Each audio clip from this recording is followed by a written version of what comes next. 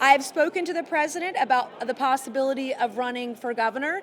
I don't manage what he does or how he does it or who he endorses, but if I do run, I'll be working very hard to get his support. When's the last time you spoke? A couple weeks. What's the Actually, there's been a lot of discussion about Hank Baker's death Yep. and the head crash involving Mr. Bruce. I know you jumped on it on social media. It seemed like everyone. I drove through it. I mean, we saw it.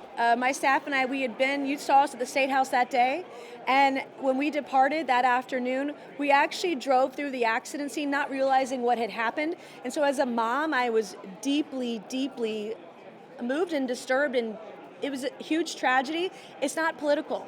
I mean, this young man was killed at the hands of an illegal who should not have been on the streets of South Carolina. There's nothing political about the tragedy, and I think it's very, very sad, but I wanted to make sure that we recognized his death, that we recognized his family and the pain and trauma that they are going through. This is somebody's child, future father, a brother, an uncle. I mean, it's very, very sad. Are you afraid that Hank Baker will get lost with some of the politicians that are getting on this particular case and comments? I hope that his death is not in vain. I do hope that people talk about his name forever, because the guy that hit him, he ran. The guy that hit him should have never been here. He was here illegally, but he's not the only one. Maddie Hines from the upstate. It was another car accident. It was an illegal who was driving. That illegal was deported under Donald Trump, let back in under Joe Biden, but Maddie Hines was a toddler. And then we just had one last year, an infant, a 4-month-old infant in Beaufort County. There was another car accident, car driven by an illegal, killed this infant in Bluffton. So this stuff's happening everywhere. And I could say a couple months ago now, I went on an ICE raid, and there was, they thought, a Tren de Agua member. Come to find out, 3 weeks ago, there was 3 members of Tren de Agua arrested in Somerville, South Carolina. I mean, the cartels are here. Sinaloa cartel is everywhere. Tren de Agua is everywhere in South Carolina. MS-13 gang, they are everywhere. And we have to make sure that people understand what's at stake. Your safety and your lives are at stake because our leaders have done nothing until now. What do you think of Alan Wilson taking over that case, or his office taking over that case? Why hasn't he taken over a lot of cases? And he's just taking it over because it's a PR coup for him. He's not doing it because he means it. He's not doing it because it's legitimate. You've seen how he's bungled lots of cases.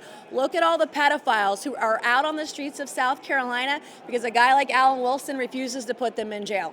We'll have more on that later. Do you have a response for Ryan Musgrave's lawsuit, the defamation lawsuit? My speech, I stand by my speech, and if you need a copy of it, the speech that I gave on February 10th, earlier this year, Sydney can send you a copy of it. I stand by every single word.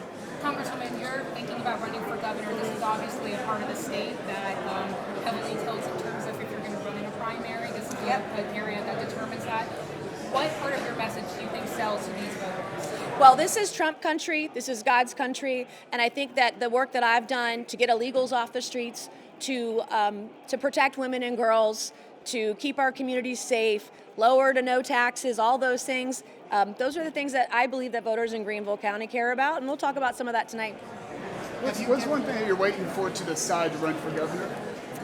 I've got a lot to weigh. I mean, I've got older children, I've got a great congressional career, and I'm talking to voters, and I'm talking to potential backers, all the things that you do before you decide to run. We're very close to making a decision, though. Have you had any contact with Mr. Musgrave's lawyers? There are attorneys that are handling all of that, and you can speak to them. Congresswoman, you've taken some criticism over the past several weeks about town halls. Are you planning on holding any? I hold town halls all the time. Actually, I got criticized by Post and Courier the other day for holding a teletown hall. It's something that I do all the time. I hold teletown halls all the time.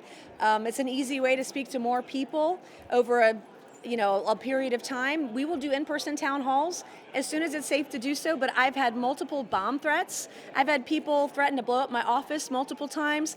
We have posted some of the threatening messages that we've gotten from these town hallers, these people who want a town hall. They don't really. We've spent the last couple of weeks calling every single one of those people back.